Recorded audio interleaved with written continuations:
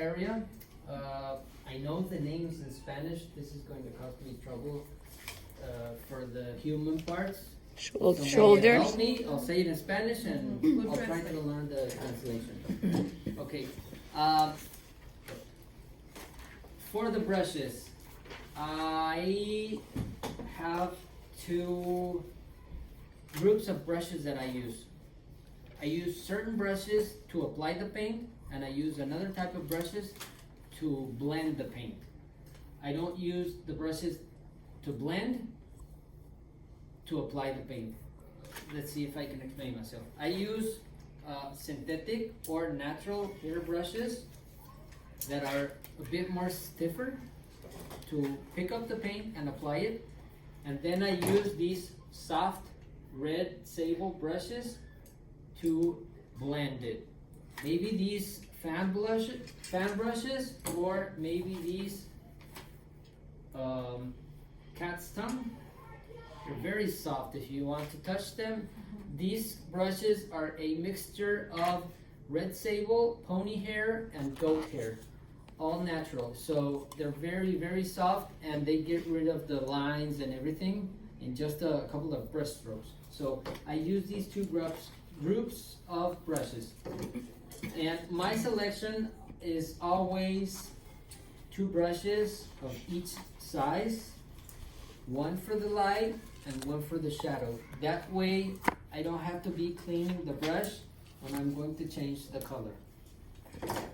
So for the moment, I'm going to pick these, maybe this, and maybe say this. Okay.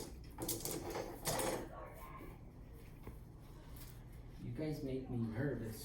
Why? Because I have to work fast and work good and explain. And in English. And in English, yes, that's the worst part. Sorry. You're doing a fabulous job. Pues mucho, sí.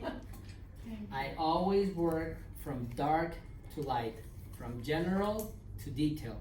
So when I start painting, I'm not thinking in detail. My first layer is just going to be, like the under layer, or I think it's called blocking or something, where you establish light. I call it the color map. So my goal is to figure out my color map. After I build up the color map, then I worry about blending the brush strokes. So I'm going to start with the dark tones, which in this case are based with number 10. Let's say this brush. Wait a second. Okay. The darkest areas that I see are on the neck. There. So I'm going to pick up a little bit of number 10. I'm going to add a tiny bit of liquid.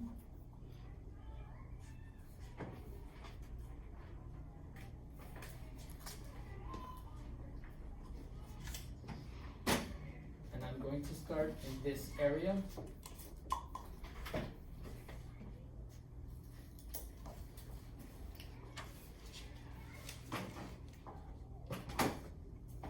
Actually, this shadow was more on the head, the hair, than on the skin, but I need the reference.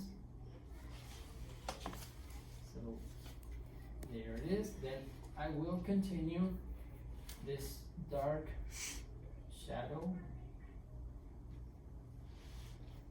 right here. And then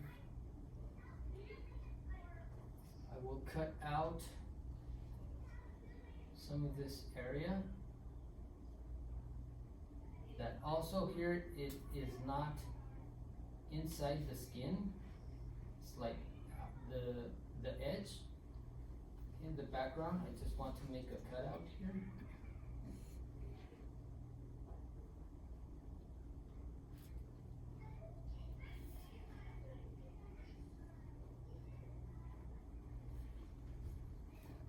Okay, now I feel that there's not too much dark areas, so the next color will be lighter and it will be more on the reddish family, so I will start adding number 9 to this.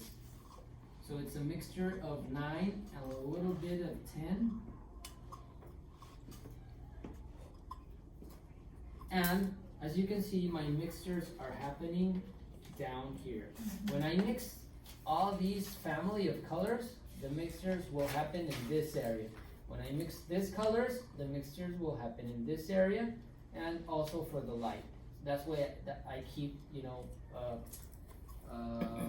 structure, yeah, an order. So this is a mixture of a 9 with a little bit of 10.